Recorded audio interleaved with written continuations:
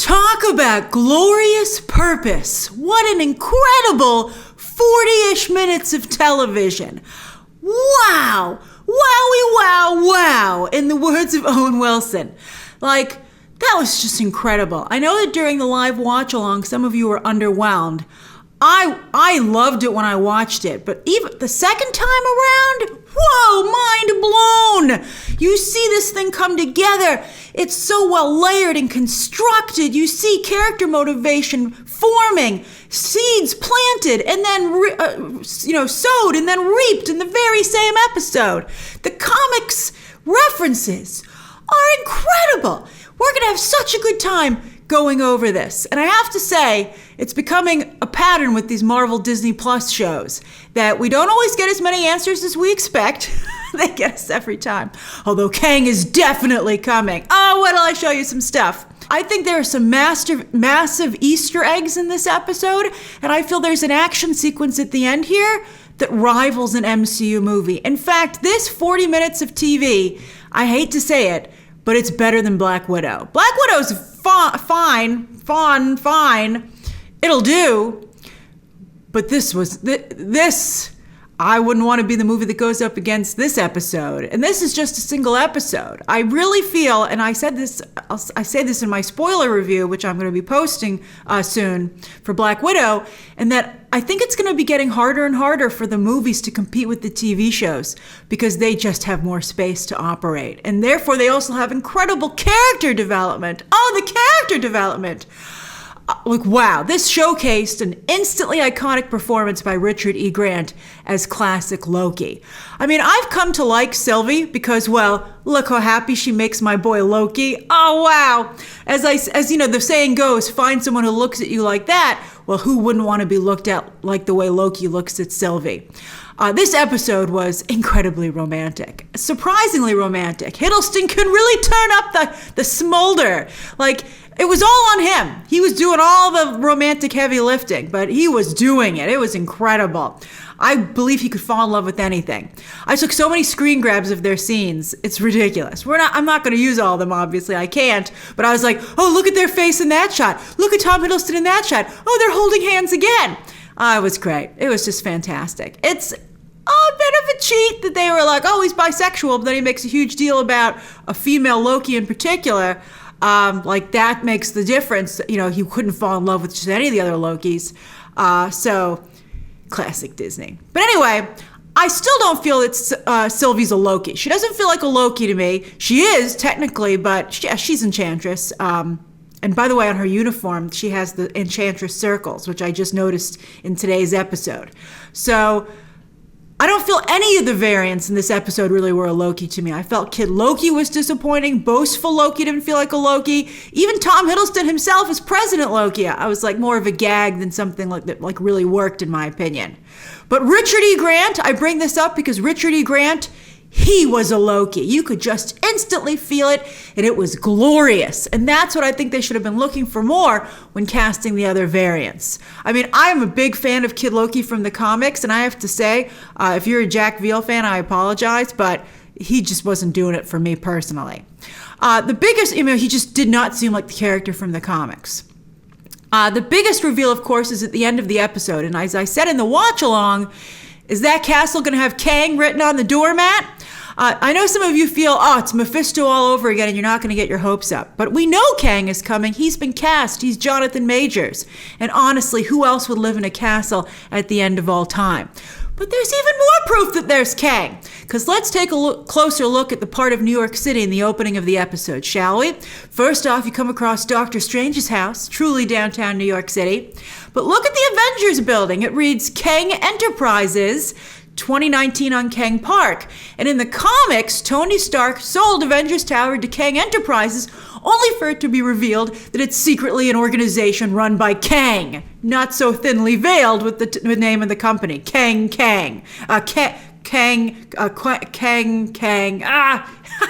So you see it. Thor in the comics ended up actually saving the day by striking Mjolnir against a time-displaced Mjolnir. They were bringing in a lot of variants for that battle to create a temporal paradox. Great reference. I loves it. Plus, Alioth, some of you asked me during the watch-along if it was from that smoke monster was from the comics. Turns out it is. And in the comics, listen to this, Kang created a barrier to keep Alioth out of his domain, the barrier that Loki and Sylvie just broke. Here, it's tinkered with that Alioth is Kang's guard dog.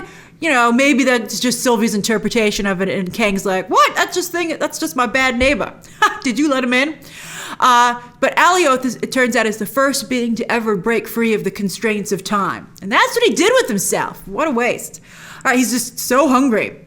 So it's Kang. I'm sure it's Kang. After all those hints, it's Kang. I mean, he really did put his name on the doormat, basically. I can't wait to see Jonathan Majors. I hope that we actually see him next episode and we don't just learn his name. I hope he's not home. I hope it's not a situation where he's not home. What? But anyway, I also think this means clearly that Ant-Man and the Wasp Quantumania is a time travel story. Oh, it does feature Kang. And it makes sense because it was, after all, Scott Lang that thought up the possibility of time travel in Endgame after all, even though Tony Stark is the one who made it work. And if Peyton Reed manages to make that mundane, well, only Peyton Reed could. I don't know. I didn't think that he could make the Wasp mundane and all the stuff, and finding Janet Van Dyne, but that was a big nothing burger. So, oh boy, I hope it turns out. All right, so let's break down the penultimate episode of Loki. Oh, where has the time gone? All right. So this episode is called Journey into Mystery. Speaking of the comics, and that's actually the title of one of the long-running Loki comics. It was a fantastic comic. It was so good. Go back and pick up those trades, especially the Kid Loki stories. Kieran Gillen's run on that was incredible. And it's fitting for this episode, which again, as I said, is incredibly comics accurate. Beyond even the Kang references. It's fantastic.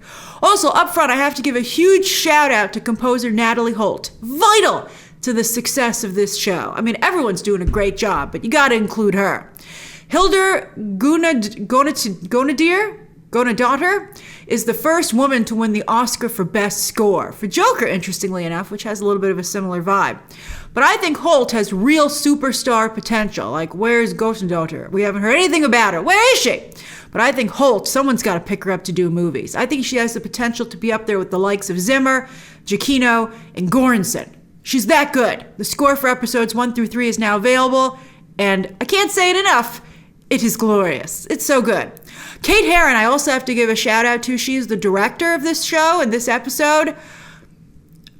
We've been having some problems with women directors in movies, but on streaming, they are killing it.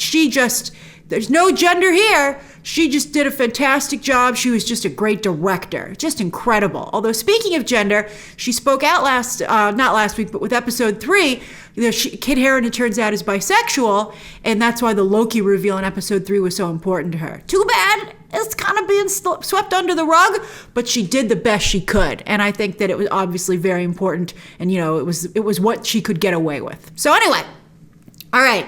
So we start out here with some great directing with the TVA and this great swirly whirly camera, which made me a little motion sick. That's how effective it was. So the TVA timeline is restored, and we go through here, and the camera's swirling, and everything's being turned upside down, as a Loki would do. And the Time Variance Authority logo is now, of course, quite menacing. So we're going through all these unsuspecting drones who don't yet know that they've been stolen from their lives. And then we go to the elevator, the door that leads to the timekeepers. And the pattern on the door, it turns out, is like hourglasses, time theming, very nicely themed. And then we go into the chamber and we see that timekeeper robot's head on the floor and their lifeless bodies in the background. And then we go into the void. And we're here in New York, and we travel through and we see all those great Easter eggs. And then I think it's hilarious that they got Loki in front of this bus stop. Hilarious. It reminds me of the memes you all have been making. Get in, loser. We're going to mess up the timeline. And I love, by the way, whenever Tom Hiddleston stands up, he does such a great job whipping his hair back and forth. I love it. So they're like, this is the void. That's Alioth. Let's get going, loser. And so I thought that was really great. So we cut back, and it's Sylvie versus Renslayer. And Renslayer's talk about lying. She's lying her head off to stay alive. And Renslayer, I love...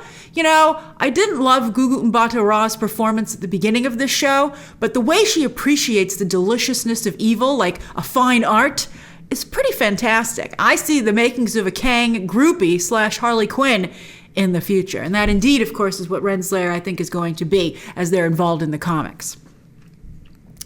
So Sylvie's like, all right, I'm listening, because she's like, maybe Loki's alive. So, because pruning doesn't kill you, so she knew. She's like, I don't know what's going on, but I kind of do. So we cut back to the void. There's a pirate ship, and I'm not quite sure what that is in the background. Some things I could spot, some I couldn't. I mean, I would never get this up if I tried to look up every single thing. And I tried to look up some of them. I have some of them to outline for you. So there's some great dialogue, though. I'd much rather highlight the dialogue, which is incredible. And he's like, Loki says, if you're all Lokis, you should have a plan. And then I love the line, says, plus there's an alligator here, which I'm heartbroken to report, I don't even find that strange. I thought that was a fantastic line. It was so great. I loved it. And so Kid Loki pulls a sword on him, and he's like, stop, I think he didn't say mewling. I wish he had. Stop your mewling. Or Alioth, who apparently has amazing hearing, is going to come over here. But that is our first introduction to Leviathan, which is actually Loki's ancestral blade from Norse mythology, and which has shown up just so briefly in the comics, where they turned it into a flaming sword, which you'll actually see at the end of this episode. Loki just gets cooler and cooler.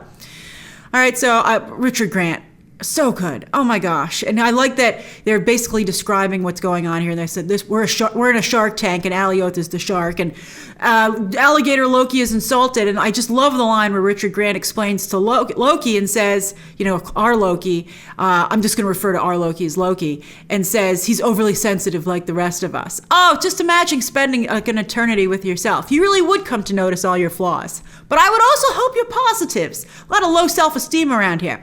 I also like the line later in the show where, Mobius was questioning whether or not that alligator really was a Loki, and Richard Grant says, he's green, isn't he? And I thought that was just fantastic. So funny. So they're talking, they're trying to figure out what to do. And they're like, Loki survived. That's what we do. And they also, point out that, like, as a Loki would do, we also just stand around and make bad plans that go nowhere. And boy, I think we all felt that one. So let's see. So they're going along, and Loki says, "Why are you following a child?" And they're like, he's the king of this domain," which we never really see. I hope he is, because at the end of the episode, he gets left there alone, basically, with that alligator for company. But he says, and so Loki's like, "What was your Nexus event?" And then Kid Loki says, "I killed Thor." But the coolest thing to me, actually, was the look on Loki's face, where he's like, "Man, I've come close to doing that myself," and hearing it actually being done sends chills down my spine. Oh, I love it. This whole episode is also a little Charles Dickensy, Christmas Carol with the ghosts of Loki, past and present and future. He's learning a lot, just like Scrooge. So they go along, and there's Thanos written on that helicopter, which I thought was funny. And so they go into this bunker, and I like that I'm calling just him Richard Grant, because he's Richard Grant, Richard freaking Grant. Respect, put some respect on that. And he opens it up with using his power. And you're going to see through this episode just how powerful magic truly can be. Oh boy. So we go down, and we do just like with WandaVision in the opening credits of episode 2, we see that there's some stuff buried in between, the foundation. And so it's Mjolnir, but it's actually Frog Thor's Mjolnir, and he's trying to get it, but he's trapped in a jar, and you hear him scream, which is pretty freaking dark. And I love dark stuff, as you know. So he's trapped there. If only new reformed Loki could have heard him, and then he maybe would have helped him. So they're down here, and he's like, "I have to get back." And they're like, "What? To fulfill your glorious purpose?" And that they're, again, planting seeds for a glorious payoff at the end of this episode. And let's see. Did Loki do that there? I guess not yet. Yeah, not yet.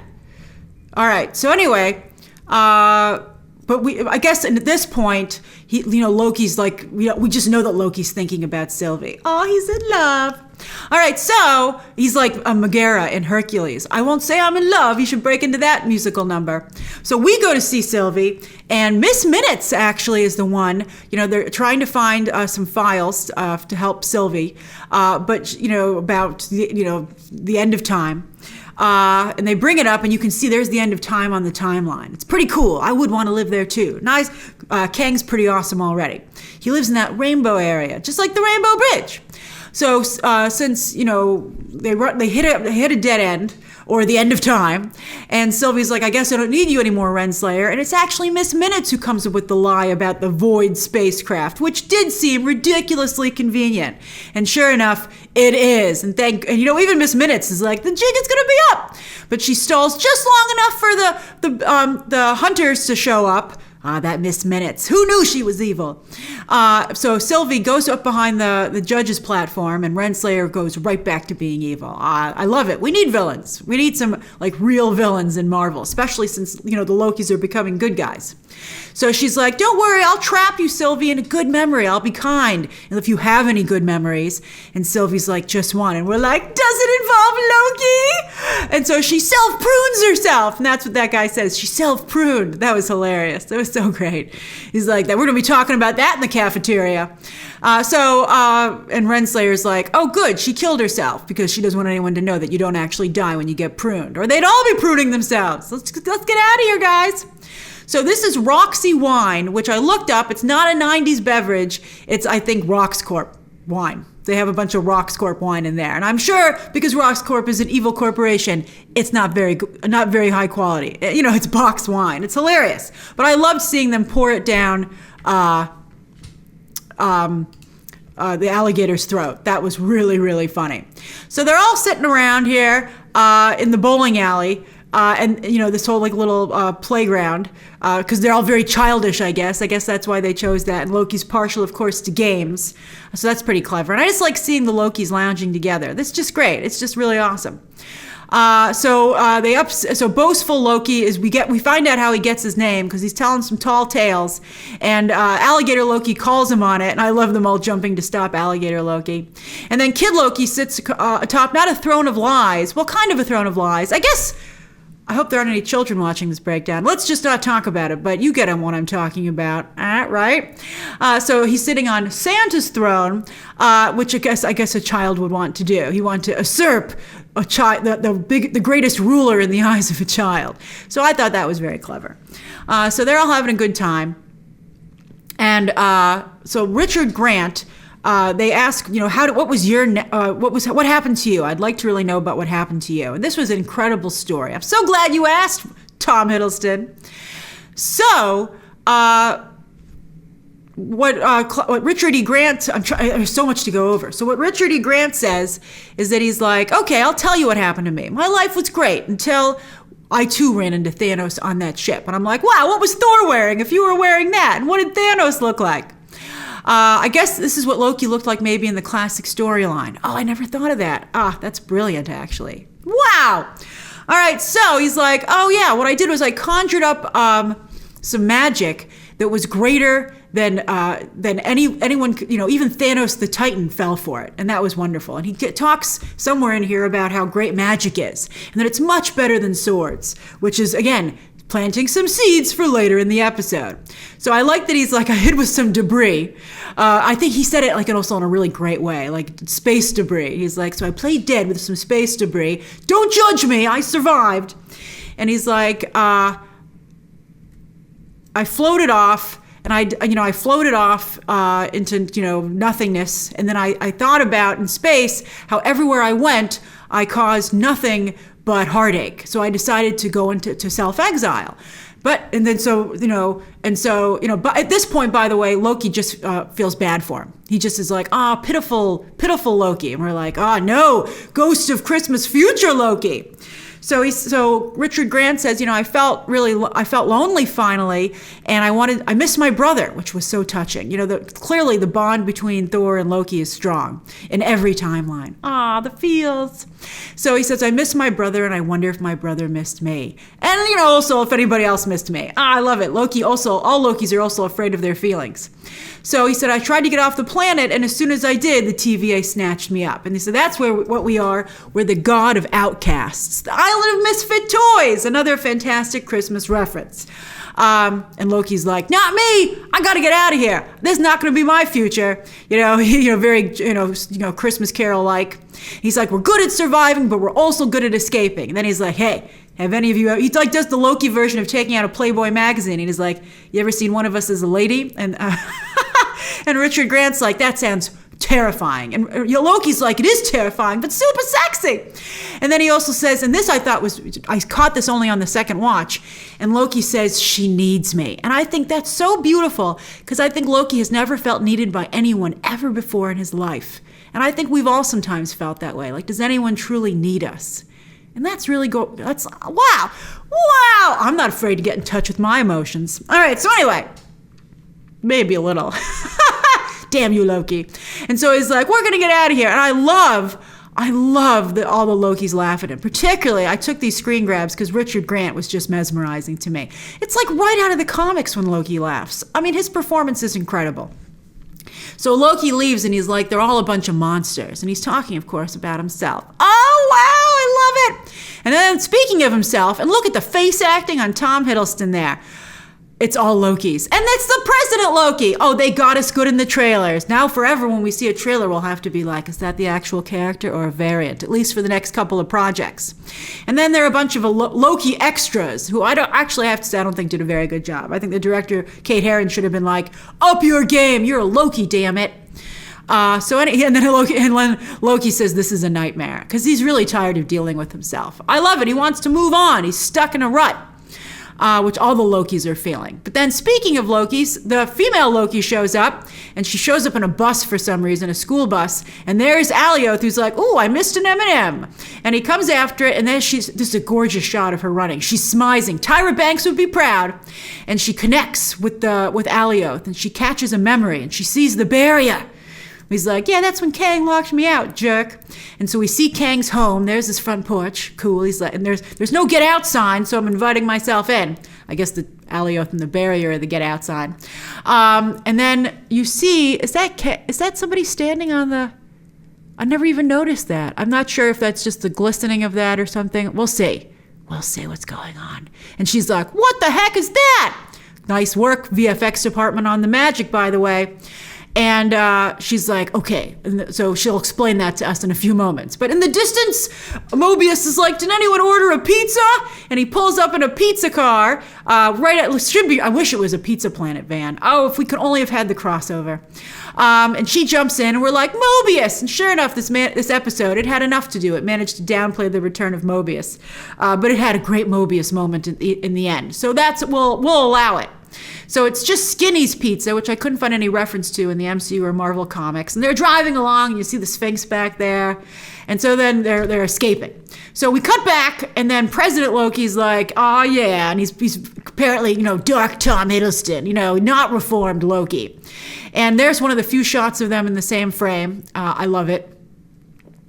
And then I like Tom Hiddleston's reactions during this. Again, great acting. He's like, oh man, you guys are just ridiculous. This, no wonder we never get anywhere. This extra has such a great costume and is literally just standing there. That stuff really annoys me. All right, but not like, look at Richard E. Grant. He's not just standing there. Look at the way he's clutching his little cape and holding it in the front. Oh, it's so funny. He needs some fashion tape. All right, so it turns out that boastful Loki, of course, is a traitor and set this whole thing up. But then it's another cross because President Loki says, I'm not going to honor our deal. But then all the other Lokis double, triple, quadruple. We've lost count of how many counter crosses there are. Count.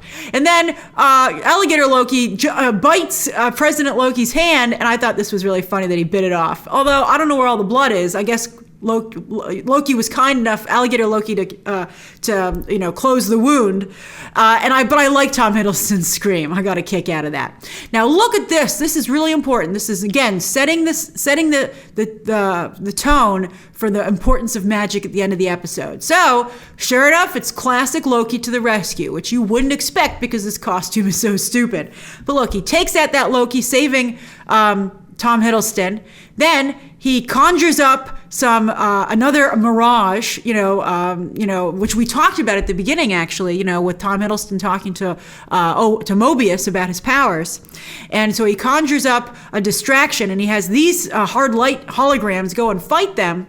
I'm going to use Tony Stark speak because that's what I understand.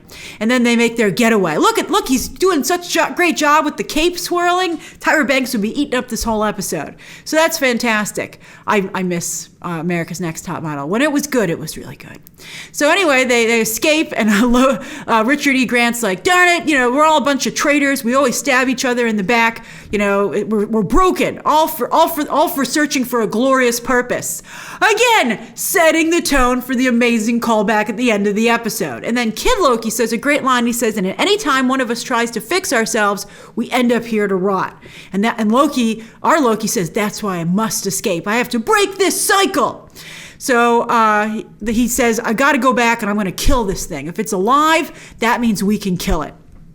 Now, meanwhile, Mobius and Sylvie are talking, and, they kind of make up. And she comes up with her theory about she wants to take out that monster too, and that she feels that's vital to winning the day. And she gives up. Her Loki must be dead. She gave up on him pretty easy, I think. I guess because, she's also afraid of her feelings. So they turn this car around. And then, so they find Alioth, and I took a couple of these screen grabs because I thought they'd make good spoiler-free screenshots for the poster frame. And then look at this. So this is fantastic. So an actual destroyer lands. And this is a real destroyer. I looked it up. This is the USS Eldridge, which didn't have a huge history, but it was part of a conspiracy theory, and that had been part of the Philadelphia experiment where it had been rendered invisible, but someone admitted to just making that up. So I guess that's why they chose it. But what I really love about it is it offers a great action sequence. And also, it plants seeds for the end of the episode. So it's set up that Alioth, of course, like any animal, will go for the biggest meal first. And there is a real snack put in front of him, right? So I love the way this shot works. Someone's looking up at Alioth, and then this sailor says, fire, and the guns let loose. Oh, it was incredible. Kate Herron did a great job. And they fire on Alioth, and it's futile. And then you have a really cool shot of the smoke monster. As some of you pointed out, it was like Lost, eating that guy's flesh. He's just bones. Oh, I love it.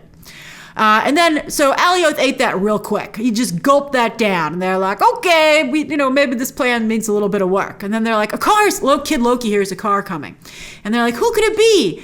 And it stops, and it's Sylvie! And Loki literally runs to her. Oh my God, it was incredible. And very Wizard of Oz, by the way. I like the Wizard of Oz imagery in this as well, which I'm sure there's Oz imagery throughout this entire show, which is fantastic. Very like Return to Oz too, that the twisted sequel. So anyway, he runs to her, but then because again he's afraid of his feelings, he stops short of giving her a hug. Boy, Loki is the slowest operator ever. We're like, you're killing us, Loki, make a move already. So he's like, Mobius, you're alive, and it's his friends. This is the Loki-verse, and he's getting his own cast of supporting characters. And she's like, I thought you might need some backup. And I love how he's like, oh, you. Oh, I love their couple banter already. So he introduces, and he's like, this is us as a child, our future us, and us as an alligator. So that's great. And she's like, she hears his plan, and she says it's stupid. And I don't like it when women say that to guys all the time. I mean, even when it might sometimes be true, I just don't think it's a very nice thing to do. So anyway, she's like, but I have a better plan. And I have to admit, it is a better plan. So we cut back and waste some time with Renslayer, which I don't really think we needed to do. But I did for the first time realize she was wearing crop pants, or capri pants, which I thought was very interesting. So anyway, they make some interesting fashion choices at the TVA. So she has this special prison. I don't know why there's a prison hidden in these interrogation rooms, but it's a cool looking prison. It's like the Matrix in there, and it has the most flattering lighting ever. I'm like, wow, 100B15. Speaking of, Tyra Banks, you look absolutely phenomenal. So they have a conversation where basically it's revealed that Renslayer truly doesn't know who's behind all this. But Hunter B15, in typical Hollywood, the prisoner laughs at the captor fashion, says, Sylvie will beat you to it because while you want to find out, she needs to find out. And Renslayer's like, I'm pretty sure I need to find out too. I wants it pretty bad. So Renslayer goes out and she's like, Miss Minutes, look at these files for me. And Miss Minutes is clearly, I guess, working for Kang. And she's like, do you really need those files? And Renslayer, I guess she's been very good at lying for a while now. She's like, whoever runs this place is in danger. I guess so Kang isn't in real time linked up to Miss Minutes, or he would know. Or maybe he does. But she, Renslayer says, I need to save whoever's in charge. And so Miss Minutes is like, all right, I'll get right on it.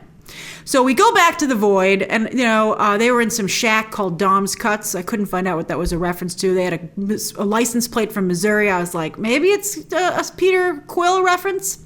But this is an important conversation. You wouldn't think it, but it is. So we have that funny joke about Alligator Loki being green. And Mobius saying it's all about the game within the game for you guys, for you Lokis, which I respect. And I thought that was nice too. But what's really important is that Kid Loki asks Mobius what he's going to do if he gets back to the TVA. And Mobius says, I'm going to bring it down. I'm going to tell everybody what's really going on. And Richard E. Grant's like, you're really going to turn on the thing that you devoted most of your life to? And Mobius, very importantly, says it's never too late to change. And I think that plants a seed in Richard E. Grant's head for what he decides to do at the end of the episode.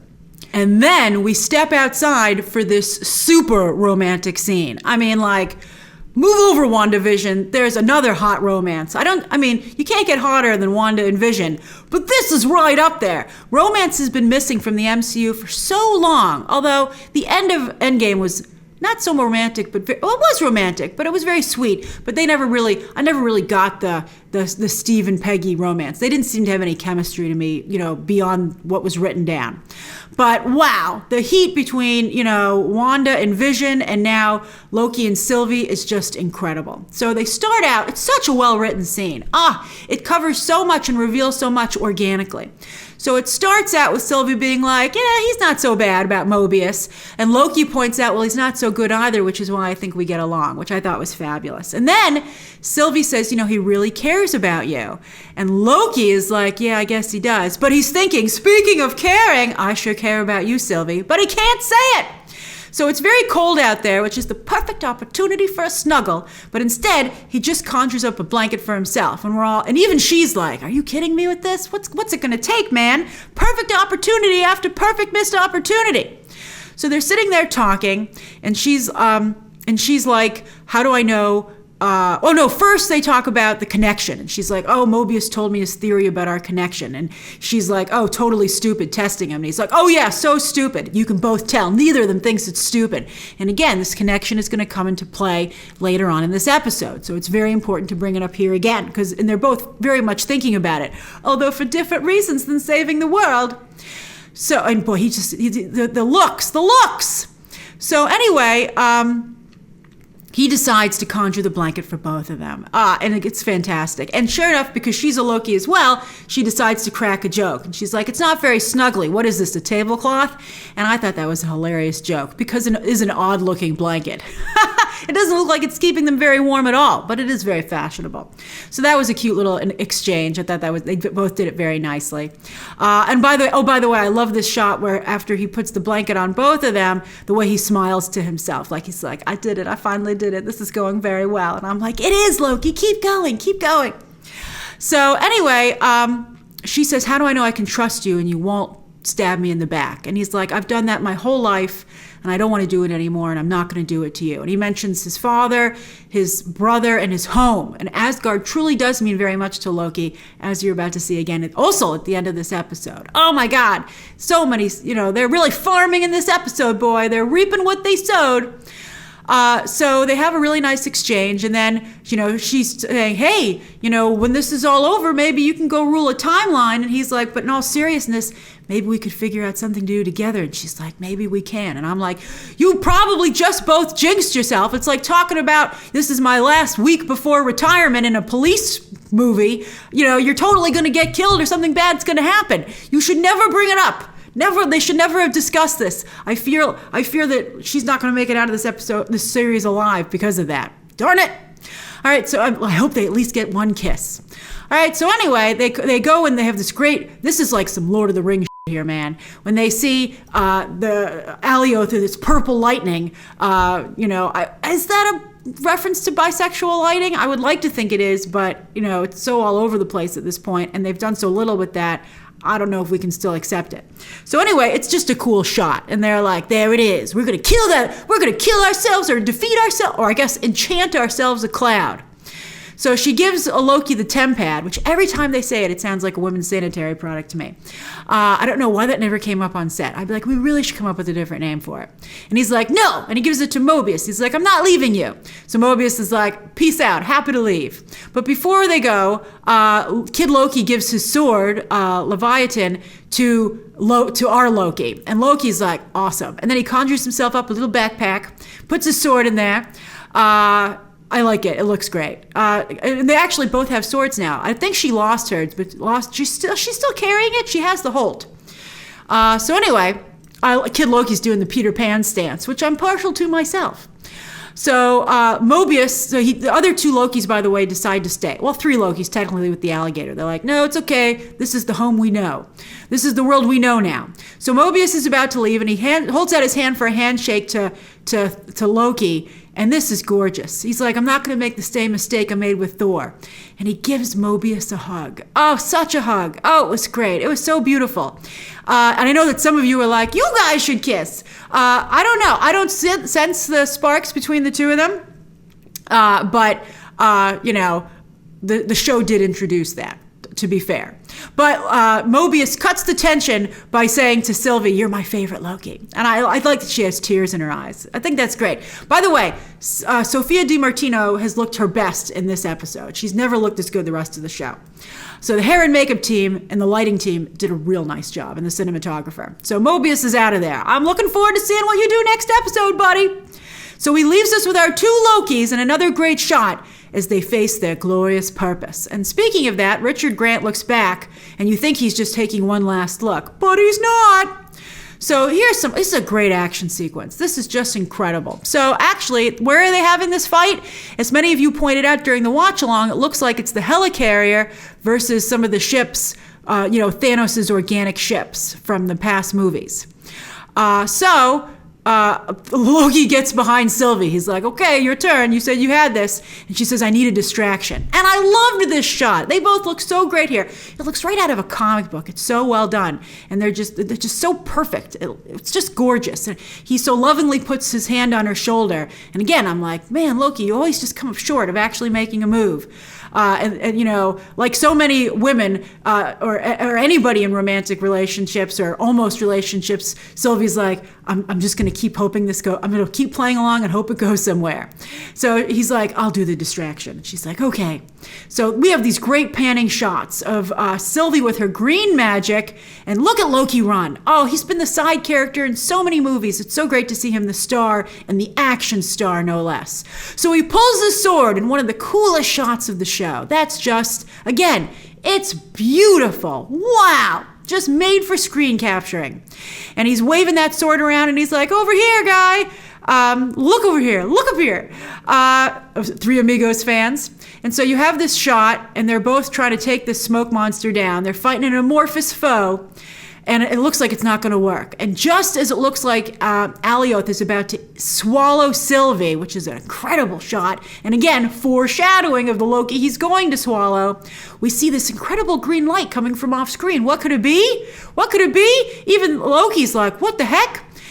And it's Asgard rising from the ground. It's almost like Richard E. Grant is a VFX artist, like, bring up the files.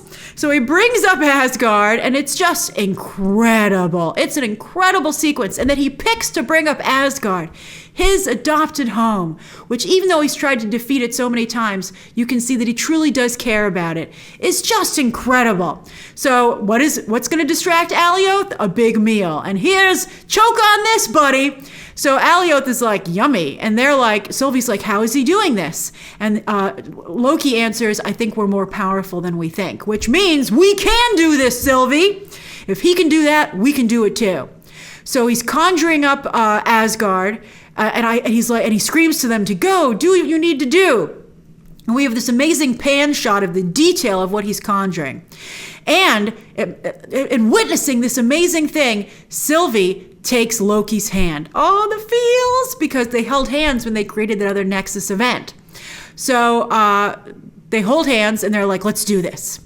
So as Alioth goes to eat, as I said during the watch along, it's empty calories because the illusion disappears. And, Classic Loki's having a grand time. It's like he's going out with a bang, and he's really enjoying himself. And again, magic, of course, was what the original Loki was. Classic Loki did in the comics, so it's so great to see it. So as he does that, as he creates quite the distraction, Sylvie manages to enchant Alioth, but Loki's struggling. He can't quite get it.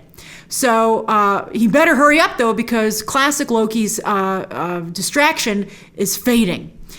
So they hold hands even tighter, and I'm like, oh, the feels. And they look at each other, and then Loki does it. He does it. He's like, oh man, I have a hot date after this. We can't die. So it's too much for Richard Grant. And look, he does one last superhero landing. I love it. And then he looks back and he sees that Alioth is upset. He's like, oh, I'm going to eat you. But Loki decides to do it with dignity. He takes one last stand and he yells, glorious purpose. It's amazing. It's one of the greatest deaths in the MCU. And we only knew the character for like one episode. That's how good this performance was. And he laughs and he goes out and with a smile on his face. Oh my God, it's so touching because he did change. He did change. He was able to, a plan worked. He was able to do something. He is just incredible. And then look, his cape is disintegrating behind him right before he gets swallowed alive. And there's his helmet. Incredible. So they both have a hold of Alioth. And he's coming to get him. He's like, now I'm going to eat you guys. But no, they enchant him just in time. It takes hold, and it spreads across Alioth, and he turns entirely green. And the lighting, again, very nice lighting. And Sylvie's like, we did it. She's like, open your eyes, Loki. And I love the look on Tom Hiddleston's face, like he too finally had a plan work. And look, they're still holding hands. They totally don't still need to be holding hands. Maybe they're like, hey, something might happen. We better be ready. But that's just an excuse. So they're holding hands, and the barrier parts, revealing Kang's home. Oh boy! And they look at each other, still holding hands, and they step forward, and of course, that's when they cut to black. Darn it! I can't wait. It's so exciting. You can even see a pathway there to Kang's home. Oh boy! Do you think we'll see Kang in the final episode? I think there's a real strong chance we will, because unlike Mephisto, again, as I said at the top of this breakdown, we do know that Jonathan Majors has been cast, and he's been cast for a long time. They announced it, Kevin Feige announced it at Disney Investor Day. Well, actually, it was announced, he made it official at Disney Investor Day in December 2020, but remember, it came out even before that in the trades. So, and they were filming during the pandemic for Loki. This isn't one of those projects that was in the can for a really long time. So I think there's a real strong chance he's going to show up. Oh, I wonder how comics accurate he will be. Oh, I'm real curious. What do you think? And what did you think of the episode? Share your thoughts down below, and be sure to join me for the final episode next week. I'm going to have the live watch along. I'm going to do my usual breakdown, and then I'll do videos on any spin-off stuff for the MCU going forward and big reveals. I bet I make a Kang video. Either way, I'll be making a Kang video, but I hope I have a real nice shot at Jonathan Majors to include. All right, again, share those thoughts down below, subscribe today, and of course, as always, you can check out some more videos right now.